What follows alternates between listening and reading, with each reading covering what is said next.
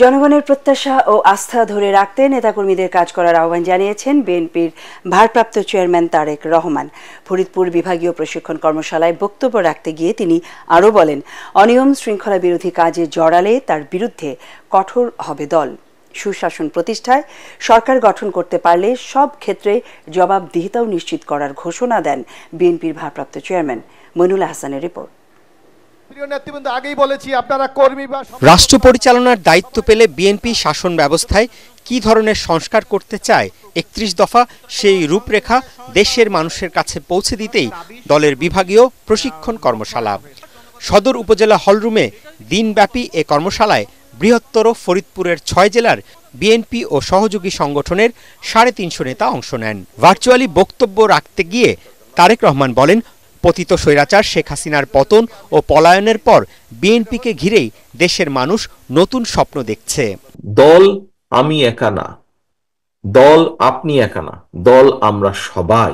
রাজনৈতিক কর্মীর সবচেয়ে বড় পুঁজি হচ্ছে মানুষের আস্থা, দলের পুঁজি হচ্ছে জনগণের আস্থা। জনগণের আস্থা যদি, এই পুঁজি যদি নষ্ট হয়ে, পুঁজি যদি হাত পড়ে, তাহলে কিন্তু সবকিছু নষ্ট হয়ে যাবে।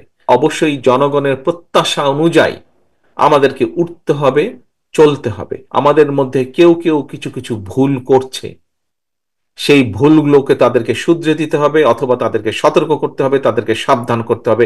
ক্ষেত্র বিশেষে আমাদেরকে আরো কঠোর হতে হবে। এ সময় গণতান্ত্রিক ধারাবাহিকতা ও সরকারের সব পর্যায়ে জবাবদিহিতা নিশ্চিত করার উপর জোর দেন বিএনপির ভারপ্রাপ্ত চেয়ারম্যান। পলায়নকৃত যে স্বৈরাচার, তাদের আমলে আমরা দুর্নীতির কথাই বলি, তাদের আমলে আমরা অরাজকতার কথাই বলি, আইন শৃঙ্খলার ক্ষেত্রে অবনতির কথা যেটিই আমরা উল্লেখ করি না কেন, যেটিই আমরা তুলে আনি না কেন, কোনো ক্ষেত্রেই কোনো জবাবদিহিতা ছিল না। আমরা দেশে একটি জবাবদিহিতার পরিবেশ তৈরি করতে চাইছি। জবাবদিহিতা প্রতিটি পর্যায়ে থাকতে হবে। ইউনিয়ন পরিষদের মেম্বার যেরকম জবাবদিহিতা করবে, প্রধানমন্ত্রীও জবাবদিহিতা করবে। পৌরসভার চেয়ারম্যান, উপজেলা চেয়ারম্যান যেমন জবাবদিহিতা করবে, মন্ত্রীদেরকেও জবাবদিহিতা করতে হবে। একটি নিরপেক্ষ স্বাধীন নির্বাচন আমরা আশা করব, চাইব, যে নির্বাচনে মানুষ নিরাপদে স্বাধীনভাবে ভয় ভীতিহীনভাবে ভোট দিতে পারবে। আমরা জনগণের যেটি ডিসিশন, যেটি সিদ্ধান্ত নির্বাচনের মাধ্যমে, সেটি অবশ্যই আমরা মেনে নেব। দিনব্যাপী কর্মশালায় তৃণমূল নেতাদের পরামর্শ ও ৩১ দফা সংস্কার প্রস্তাবের নানা দিক ব্যাখ্যা করেন বিএনপির সিনিয়র নেতারা। মইনুল হাসান, এটিএন বাংলা।